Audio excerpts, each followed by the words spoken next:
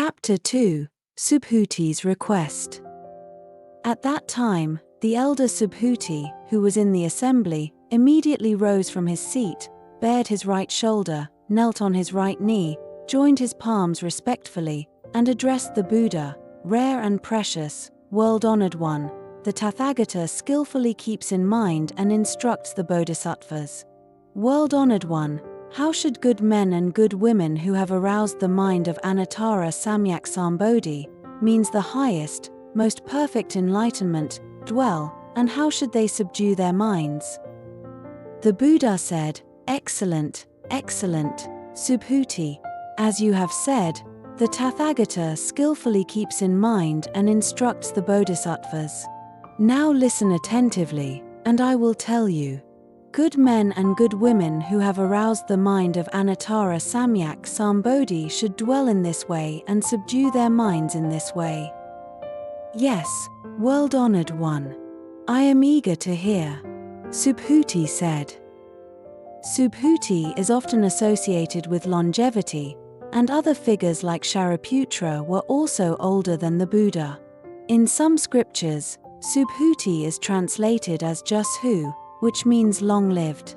This is similar to how Chinese culture honors figures like crane-haired youths, the old man of the South Pole, and longevity star.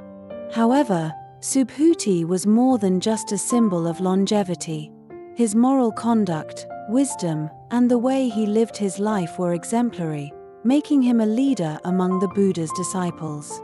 Among the Buddha's 10 principal disciples, Subhuti was highly respected for his age, virtue, and dignified demeanor. This passage reads like a script, describing the scene at the time. At that time means after the Buddha had finished his meal, washed his feet, prepared his seat, and settled into meditation, ready to rest. But our elder Subhuti wasn't about to let him rest just yet. The implication is, "Please rest a little later. I have a question to ask on behalf of everyone." The elder Subhuti, known as Chiang Laro in Chinese Buddhist terminology, has a title with multiple meanings. In short, it denotes someone who is advanced in age and virtue, similar to the Chinese expression for someone who is highly respected. In the Heart Sutra, the main figure asking questions is Shariputra, another of the Buddha's 10 principal disciples. In the Diamond Sutra, the main figure is Subhuti, while in the Sarangama Sutra, it is Ananda. Each person's questions were different, so the Buddha's responses were also different. The Diamond Sutra begins with Subhuti asking a question. Since he was foremost in understanding emptiness, he stood up to speak in the assembly, as was customary. In the Buddha's time, when someone wanted to speak, they would stand up. Everyone else was seated, and Subhuti stood, baring his right shoulder. This was also an Indian custom, where the kashaya, the robe, was worn, leaving one shoulder exposed. Now, Subhuti joins his palms together, a gesture of respect towards the teacher, and speaks to the Buddha. Rare and precious, world-honored one, is how the disciples would respectfully address the Buddha before asking a question, similar to how in Chinese culture, one might offer words of praise when addressing an elder. "Oh, you are so kind. Last time, your guidance was invaluable." The Diamond Sutra condenses such praises into just 4 characters: rare and precious, world-honored one. In other sutras, disciples would often offer lengthy compliments before asking their questions. The Buddha, with great composure, would listen patiently before opening his eyes and responding. This concise expression is a hallmark of Kumaraja's translation, which skillfully reduces it to just 4 characters, meaning rare and extraordinary world-honored one.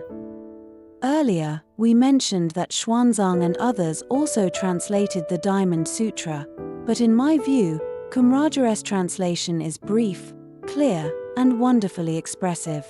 Ancient translation principles emphasized faithfulness, clarity, and elegance. Many Buddhist texts are faithful to the original and clear in expression, but often lack elegance. Kumaraja's translation, however, achieves all three: faithfulness, clarity, and elegance, which is truly rare. Personally, I have a deep appreciation for his version. Subhuti continues, saying, "The Tathagata skillfully keeps in mind and instructs the Bodhisattvas." Let's first explain two Buddhist terms, Tathagata and Bodhisattva. We know that Tathagata is another title for the Buddha. In fact, the Buddha has 10 different names, with Tathagata, Buddha, and World-Honored One being among them. In Chinese culture, people often combine the terms into Tathagata Buddha, which works well. Tathagata is a general term for someone who has attained Buddhahood. For example, Shakyamuni Buddha is called Shakyamuni Tathagata, while Amitabha is called Amitabha Tathagata. Amitabha and Shakyamuni are specific names, while Tathagata and Buddha are general terms, similar to how sage is a general term in Chinese culture, while Confucius and Zhugong are specific names. The term Tathagata was brilliantly translated, which is why I often suggest to friends from other religions that they consider refining their translations to better convey their teachings. The translation of Tathagata is particularly insightful. The Diamond Sutra explains Tathagata as neither coming from anywhere nor going anywhere. This means that the Buddha is beyond birth and death, motion and stillness, and represents eternal existence. In modern terms, the Buddha is always present, as long as someone has a single moment of sincere faith. There's a famous Chinese poem that expresses this well. Buddha is in your heart. No need to seek elsewhere. The spiritual mountain is within you, just cultivate beneath it. This means that the Buddha and the path are within each person's heart. According to Zen Buddhism, the mind is Buddha, and Buddha is the mind, emphasizing that seeking outside oneself is unnecessary. The other term is Bodhisattva, which is a translation from Sanskrit. The full term is Bodhisattva, where body means enlightenment, and sattva means sentient being. If it were directly translated as enlightened sentient being, it would lose its depth. The term Bodhisattva carries more meaning, symbolizing someone who has attained enlightenment and seeks to help others achieve it too. In Buddhism, those who achieve enlightenment and focus only on their own liberation are called arhats. However, a bodhisattva, after attaining enlightenment, returns to help others, sacrificing their own peace for the sake of all beings. This is what makes the bodhisattva path unique. It is about selflessness and compassion for all sentient beings. In contrast, the arhat's path is often described as only concerned with one's own liberation, while the bodhisattva engages with the world to benefit others. Bodhisattvas are often depicted in worldly attire, with ornaments and makeup, symbolizing their engagement with the world while maintaining a transcendent mind. This is in contrast to arhats, who avoid worldly affairs and focus on emptiness. The bodhisattva path is challenging, and it involves helping others even before achieving full enlightenment oneself. The Sarangama Sutra states, "One who strives to save others before being saved themselves is a bodhisattva." When a bodhisattva attains complete enlightenment, they become a tathagata, which is the ultimate fruition of the bodhisattva path. Having briefly explained the terms tathagata and bodhisattva, let's return to the original text of the sutra. Subhuti knelt there, not just for himself, but for all of us, for the entire assembly present at the time, and especially for the bodhisattvas who were engaged in worldly affairs, including those who were ordained but had the aspiration to engage with the world as bodhisattvas. We understand that there are bodhisattvas both among lay people and monastics. Although they may appear as monastics, their intention, vows, mindset, and actions are all aligned with the Bodhisattva path, which is why they are called monastic bodhisattvas. Subhuti was pleading on behalf of everyone, "Buddha, please take a moment before closing your eyes, before meditating.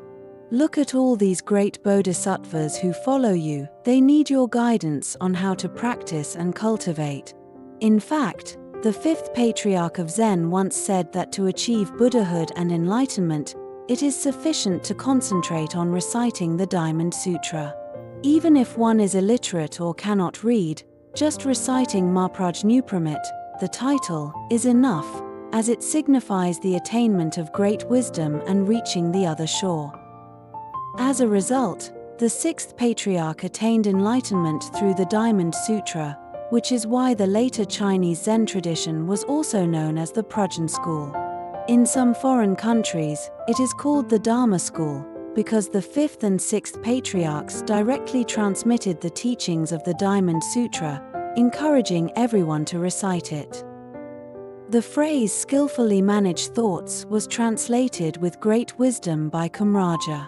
After Zen Buddhism flourished, there was a learned layman who wanted to annotate a sutra and went to see the master Nanyang Zhongguosha. The master said, "Sure, you have great knowledge, so you can annotate the sutra." He then asked his disciple to bring a bowl of clear water, placed 7 grains of rice in it, and put a pair of chopsticks on top. He then asked, "Do you know what I intend to do?" The layman replied, "Master, I don't understand." Nanyang Zhongguosha said, "If you don't understand my meaning, how can you claim to understand the Buddha's meaning? Can you just translate and annotate at will?" Many people, thinking they understand Buddhism well, start writing and annotating. However, studying the biography of Kumraja reveals that he was a great bodhisattva who had attained enlightenment. The fact that he translated the phrase "skillfully manage thoughts" shows just how remarkable his achievement was. Whether in Confucianism, Buddhism, Taoism, or any other religion, all methods of self-cultivation for humanity can be summed up in these 3 words. It means to carefully monitor your thoughts and intentions, ensuring that every thought and intention is well managed. If your thoughts become corrupt and you only seek spiritual success or powers, like fantasizing about gaining supernatural abilities to see Buddhas and Bodhisattvas, or imagining that you could jump to the moon, then you are practicing Buddhism and meditation with a utilitarian mindset, which is incorrect. Look at the Buddha. He lived a simple, ordinary life, dressing, bathing, meditating, all done calmly, without fantasy or excessive religious ritual. The key teaching he gave us is skillfully manage thoughts, to carefully watch over your thoughts, mind, and intentions.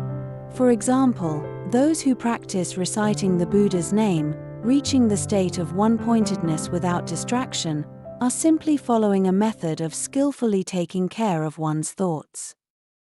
When we meditate, we guard against letting our minds wander, which is also skillfully manage thoughts.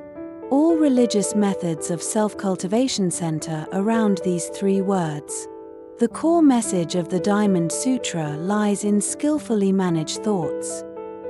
It's important to note that in Buddhist teachings, particularly in the 37 factors of enlightenment and the stages of the body path, there is a practice called the 4 foundations of mindfulness: mindfulness of the body, feelings, mind, and phenomena.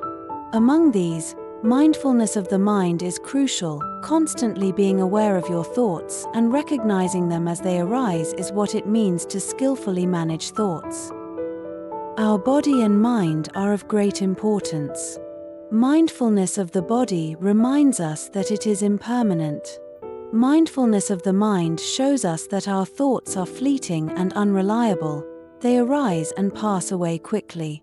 Chasing after these thoughts and believing them to be real is a mistake, as thoughts change every second. What is thoughts? In Buddhism, it is the awareness that exists in the space between one breath and the next. According to Buddhist teachings, A single thought can give rise to 84,000 afflictions. Afflictions aren't necessarily painful, but they are mentally troubling. For example, someone might be sitting here holding the Diamond Sutra, but instead of focusing, they are caught up in a troubling thought, feeling upset without even knowing why. This is the human condition. Often, we find ourselves caught in a cycle of endless afflictions. World-honored one, how should good men and good women who have aroused the mind of Anuttara Samyak Sambodhi dwell, and how should they subdue their minds? When Subhuti asked his question, the answer was actually already present in his question, and this highlights what makes this sutra unique compared to others. The Buddha seized upon this theme, and his two-line response was like the final brushstroke that completes a painting. This is why the Zen patriarchs held this sutra in such high regard. If you want to achieve Buddhahood, the answer is already within these two lines. The question and the answer are both contained within them. Carefully manage thoughts and carefully instruct. This passage then discusses the concept of arousing the mind, specifically the motivation behind it. What kind of mind is being aroused? It is the Anuttara Samyak Sambodhi mind. Anuttara is a Sanskrit term, roughly translated into unsurpassed, meaning the highest and most supreme. The syllable sam translates to correct, yak to equal, and bodhi to enlightenment. Together, this phrase refers to the mind of unsurpassed, perfectly correct, and equal enlightenment. However, the phrase unsurpassed, perfectly correct, and equal enlightenment does not fully capture the complete meaning. Even if we translate it as great enlightenment in the context of Zen, it still falls short. The Anuttara Samyak Sambodhi mind encompasses the methods of mind cultivation, understanding one's true nature, and transcending the mundane to achieve Buddhahood. It is characterized by the Bodhisattva's mind of great compassion, dedicated to saving all beings, and it represents the ultimate enlightenment that transcends metaphysical boundaries. The meaning of Samyak Sambodhi mind is profound and multifaceted, which is why the original Sanskrit pronunciation is retained, leaving the interpretation to future generations. In other words, to arouse the Anuttara Samyak Sambodhi mind means for an ordinary person to develop the aspiration to learn and practice Buddhism. Buddhism differs from other religions in that it holds that all sentient beings can attain Buddhahood. Unlike other religions that posit a first cause or a supreme being who alone has power, Buddhism teaches that everyone is equal and has the potential to become a Buddha. However, people do not achieve Buddhahood because they lose sight of their true nature. Once one becomes enlightened and no longer lost, everyone's inherent nature becomes Buddha. Buddhism does not involve an external authority or a dominating deity. The true authority and power reside within each person's mind. Thus, practicing Buddhism is not superstition but genuine faith. Genuine faith involves self-initiative, self-awareness, and self-enlightenment, ultimately becoming a Buddha oneself. This is the true spirit of Buddhism. Simply engaging in rituals, praying, and relying on Buddha or Bodhisattvas for protection is superstition. To be honest, the Buddha does not involve himself in such trivial matters. Instead, he teaches you how to protect yourself. This principle aligns with the essence of Chinese culture. Self-reliance brings blessings. After self-help, help from heaven and others will follow. In other words, you help yourself first, and then Buddha will assist you. If you commit a wrongdoing and then quickly pray for forgiveness, expecting the Buddha to pardon you, that won't happen. Even in Tibet, the so-called Buddha land, there were bandits who would rob people and then immediately kneel before a bodhisattva to repent, promising not to do it again. But after spending the money, they would rob again, and the cycle would repeat. Their minds never truly purified, and the Buddha wouldn't respond to such insincere repentance. Therefore, everything depends on seeking blessings for yourself, which is the core of Buddhism. To become a Buddha, you must discover the Buddha within your own heart. This is what it means to arouse the Anuttara Samyak Sambodhi mind. Many students asking, "Teacher, how do I practice? I'm currently practicing Qigong, listening to my breath, reciting the Buddha's name, please guide me." Many people spend a lot of time and money seeking a method or Dharma. But can Dharma be sought externally?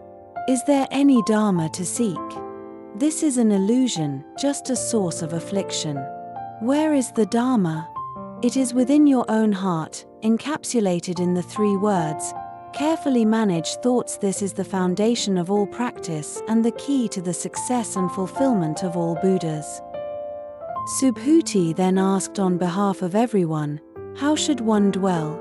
How can the mind be kept stable in a state of purity and goodness? How should one subdue the mind? When the mind is chaotic, filled with afflictions and delusions, how can these be subdued? Throughout history, whether one is cultivating oneself, learning to be a sage, or practicing Buddhism, this is the common challenge. How should one dwell? The mind doesn't stay put. For example, if you're reciting the Buddha's name, always chanting Amitabha Buddha, you find it difficult to remain focused. While chanting Amitabha Buddha, your mind starts wandering, thinking about what to do tomorrow. Oh, Amitabha Buddha, someone still owes me $10, and so on. The mind just won't stay settled. Even if you pray to God, God may not respond, and your bad thoughts still arise. Not even bodhisattvas can help. So, how can this mind be settled? How can one subdue the mind with all its afflictions and delusions? This is a significant issue, and it's incredibly difficult. A hero might conquer the world, but he can't conquer his own mind. A hero might rule over the entire world, but he cannot subdue his mind.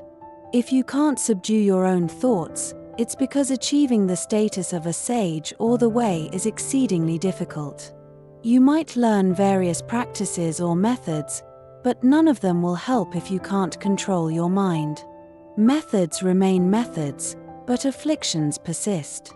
Even reciting mantras might not work, as your afflictions can be stronger than the mantra. The afflictions can overwhelm you, making them difficult to manage.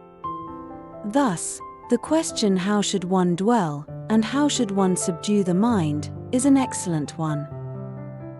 When the Buddha heard Subhuti's question, he opened his eyes again.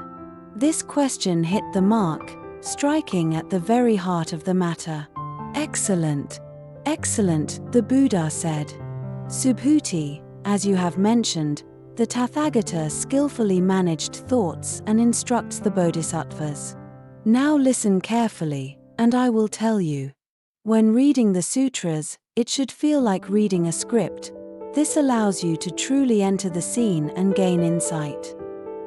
The Buddha continued, "Good men and good women, if anyone has developed the mind to seek the supreme path, they should learn how to dwell their mind and subdue their thoughts in this way." After saying this, the Buddha closed his eyes again. Subhuti probably waited for a long time, then looked up and said, "Yes, world-honored one, in the sutra text, yes means agreeing, and indeed means readiness.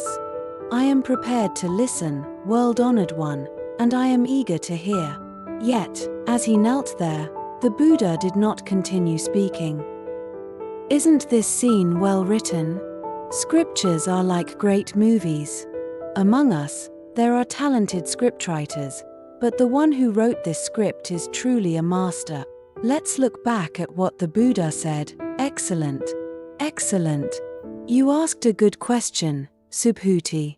As you mentioned, the Tathagata carefully managed thoughts and instructs the bodhisattvas, right? Subhuti replied, "Yes, that's what I asked."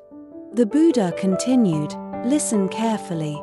When you develop the mind to seek the way, at the moment that thought arises, just dwell like this, and your delusions will be subdued. Subhuti might still be confused, thinking, "Buddha, I'm here listening." In other words, he didn't feel like he received an answer. But in reality, at that moment, the mind has already been settled, and delusions have been subdued.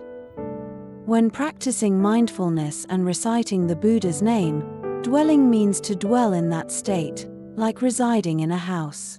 But how can we stop the mind's delusions and afflictions? The Buddha says, just dwell like this. We all know that one of the hardest things in Buddhist practice is to stop the mind's thoughts, emotions, and delusions. All religions and spiritual practices aim to achieve a state of mental peace, which is called stopping. Although there are many methods in Buddhism, they all boil down to one approach: stopping and observing, which means focusing the mind on one point and dwelling there. For example, in Pure Land Buddhism, practitioners recite Namo Amitabha Buddha to concentrate their mind on that single point. Namo means to take refuge, and Amitabha is the Buddha's name, so Namo Amitabha Buddha means taking refuge in Amitabha Buddha. Speaking of reciting the Buddha's name, here's a humorous story. There was an old woman who recited Namo Amitabha Buddha all day long, very sincerely. Her son found it annoying and felt that his mother was always chanting. One day, while she was chanting, her son called out, "Mom." The old woman asked, "Yes?" Her son didn't respond. She resumed chanting Amitabha Buddha, but then her son called out again, "Mom, Mom." She asked again, "Yes?" but her son remained silent. The old woman grew a bit annoyed but continued chanting Amitabha Buddha. Her son called out a third time, "Mom, Mom, Mom." Finally, the old woman got frustrated and said, "Stop bothering me, I'm chanting." Her son replied, "Mom, I'm your son, and you get annoyed after I call you 3 times. Yet, you keep calling Amitabha Buddha all day, won't Amitabha Buddha get annoyed?" On the surface, this story seems like a joke, but it carries a deep meaning. Reciting Amitabha Buddha is like calling someone by their name. However, the practice of holding the Buddha's name involves more than just calling. It's about reaching a state where the mind is undistracted and focused. Ordinary people might chant Amitabha Buddha while their mind wanders, like a candle that gives light but also produces smoke. Or like grass under a rock, where some weeds still manage to grow around it. This isn't true concentration because the mind hasn't fully stopped or dwelled. True one-pointedness is when you forget yourself, your body, and all circumstances, reaching a state of undisturbed concentration. When the mind reaches this one-pointedness, it is in a state of stopping, and from this stopping, one can attain deep meditative concentration. We've all heard stories of old monks entering deep meditation, where, upon reaching a certain state, time seems to disappear. They might sit for 7 or 8 days, or even a month, yet to them, it feels like just a moment. However, it's important to understand that this is just one type of meditative absorption, and not all meditative states are like this. This point needs special attention. In Buddhism, there are numerous states of samadhi, meditative concentration, and some states involve being fully engaged with daily responsibilities without a moment of rest, yet the mind remains in a constant state of calm, unaffected by external circumstances. It is extremely difficult to keep the mind steady and settled. For instance, older people often have trouble sleeping because their minds cannot settle. As one ages, thoughts become more complex, affecting the nervous system, making it difficult to relax. Our brain is like a machine, and so is the heart, but the switch that controls them isn't part of the machine itself, it's something else: your thoughts, emotions, and mental functions. Therefore, The pursuit of all Buddhist practice, of all paths to enlightenment, is centered on how to stabilize the mind. Some people may meditate for decades, sitting there with their mind still chaotic, occasionally feeling a bit of clarity or comfort. This minor clarity or comfort is just a physiological response or a temporary calm in the mind, but true meditative absorption, samadhi, is almost impossible to achieve. Buddhism often uses the analogy of the ocean to describe the mind. Our thoughts and emotions, when summarized, are just sensations and perceptions, flowing like water, constantly in motion, never stopping. True meditative absorption, as the Buddha described, is like a strong elephant crossing a river, cutting through the current. A person with great wisdom and courage can immediately cut off their thoughts and delusions, just as a powerful elephant fords a river, straight through the swift current without hesitation. If we can apply this strength of mind and cut off our thoughts and sensations like an elephant crossing a river, this is the beginning of true tranquility and the state of stopping. From this stopping, one can gradually progress through various physical and mental transformations, eventually reaching true meditative absorption. Now, in the Diamond Sutra, stopping hasn't been discussed yet. Instead, dwelling is mentioned. The term dwelling is different from stopping and absorption, and significantly so. First, let's talk about stopping. Stopping can be seen as a mental practice where thoughts, perceptions, and sensations are halted, like driving a nail into a fixed point. This is the state of stopping.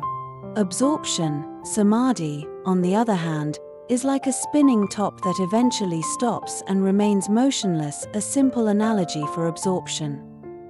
But dwelling is something else entirely.